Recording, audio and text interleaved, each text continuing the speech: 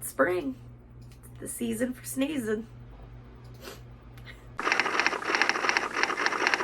Hello everyone, welcome back to my channel. My name is Alyssa and today I wanted to talk about the books that I read in January and February. I only read 4 books between the 2 months and I didn't have a chance to film or even upload, if I wanted to, a January wrap up because my computer was not cooperating. Here we are, just doing them both. But it works out because there's really not a whole lot to talk about, so let's get started.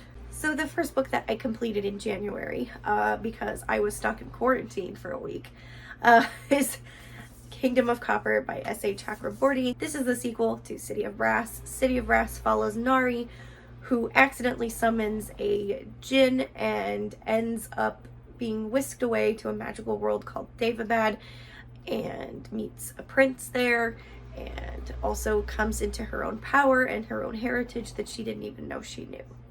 Didn't even know she knew English. Didn't even know she had. This is the second book in the series and this is honestly my favorite so far. It was just so good, especially with the ending of the first book and where this went. There is a bit of a time skip, about 5 years, which usually those kind of things bug me, but I really enjoyed it and I feel like I didn't miss anything with the time skip. I really liked some of the new added elements to this and Nari kind of just becoming her own person after being pushed into this box after the last 5 years that we missed. And now she's like, I'm ready to be the healer that I am supposed to be. So I really, really enjoyed this. I finished this so quickly. It helped that I was stuck in my basement for a week by myself. So that does add to the completion. But I obviously loved this. I've been reading the third book for a hot minute. So since January, honestly. And it's such a great series. More people need to read this. If you haven't, do it. But most people have. I'm just late to the game. I obviously gave this 5 out of 5 stars. If you hear any clicky noises or small human noises, the small human's playing Among Us. The older human is on the computer. So the next one I read in January was one that kind of took me by surprise. Didn't expect to love it as much as I did, and that was Sway With Me by Sayeed and Masood. This was really good. This is about Arsalan, who lives with his great-grandfather, who is nearing 100 years old. And his great-grandfather's very stuck in his ways. He's very into literature and learning the English language and different languages and kind of stuff like that. And it's rubbed off on Arsalan, so he kind of keeps to himself partially from that, but also due to his traumatic past with his dad. There is talk of abuse, so just to throw that in the air. So if you don't want to read that, don't read it, kind of thing. Arsalan is determined to find himself a match, like a wife match or girlfriend match or something, just to set him up for when the inevitable death of his grandpa happens and he's all alone. His mom is dead and his dad's in prison, so he's kind of wanting to set himself up so he's not alone in life. He wants to be match made by one of the best matchmakers in his area, but to do that you have to like be in an elite group and make an appointment and all this kind of random stuff. It's a thing. So he decides to bypass all that and go to this lady's daughter. Enter Beanish. Yes, her name is Beanish and I love it. Everyone calls her Beans. It's fantastic. And she agrees to help Arsalan if, on one condition, that he participates in a Bollywood dance with her to ruin her sister's wedding. This was a wild ride. I did not expect to enjoy this as much as I did. I found myself laughing out loud, tearing up, getting angry, like all the emotions that I did not expect to have. I'm not a huge contemporary fan, but I really liked this. I love Morgan Matson, and apparently I found my other niche of contemporary, which is like Bollywood Indian romance. I really loved all the characters and I thought the character growth was really good. Arsalan learned to trust people that wasn't his grandfather, and it also has an element of found family, which is really wonderful. And just, you know, it wasn't all sunshine, cupcakes, and roses at the end either. And I thought that was very realistic and really quite wonderful. I gave this 4.5 out of 5 stars.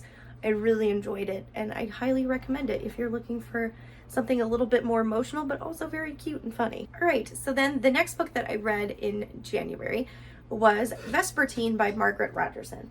Unfortunately, I didn't like this one. Vesper Teen is a type of person, I guess. It's not her name, and I keep wanting to call her Vesper Teen, but I believe, and if I'm pronouncing this right, her name is Artemisia, and she ends up as a Vesper Teen because she has like magic powers. So she starts off as a nun and then ends up like getting possessed by like some evil entity and ends up having power that helps her save her people.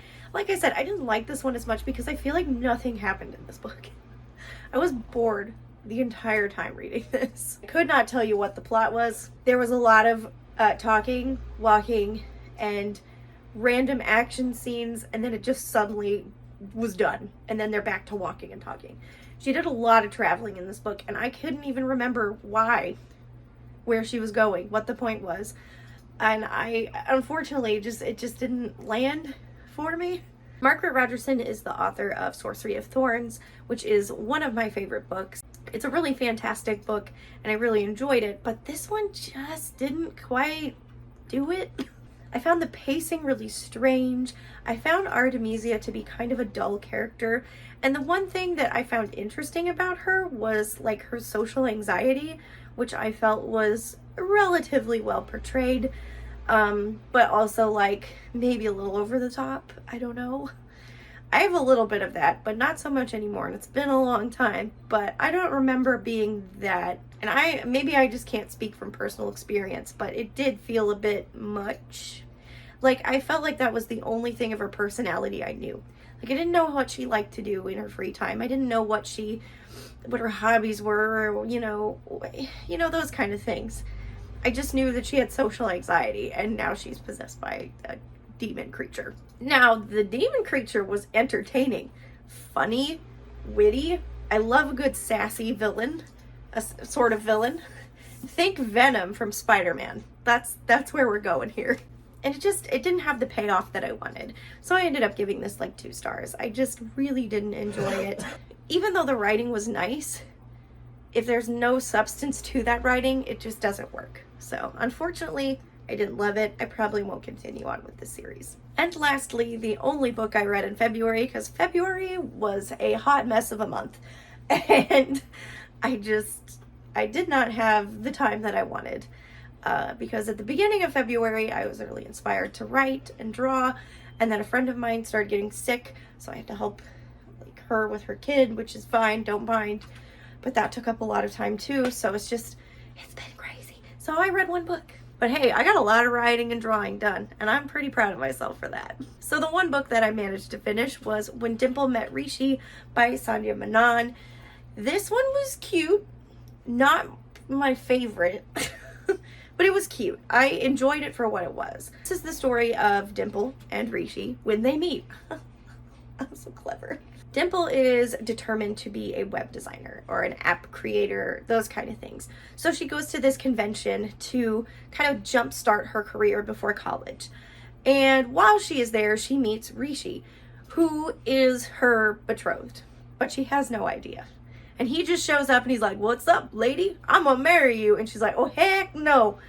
And it kind of just takes off from there. And the fact that like her parents agreed to letting her go to this thing is a little suspicious, and I don't know why she didn't think this one through. They said yes because Rishi was going. And it just kind of follows their story from their friendship to eventually romance.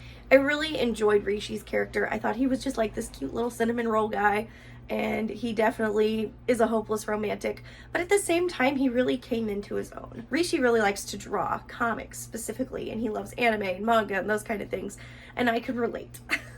And just the way that Sandhya Menon described how he felt about drawing and how he gets so lost in his work and it becomes all consuming and you wish you were there and you're just kind of in your own world is exactly the same things I feel when I draw.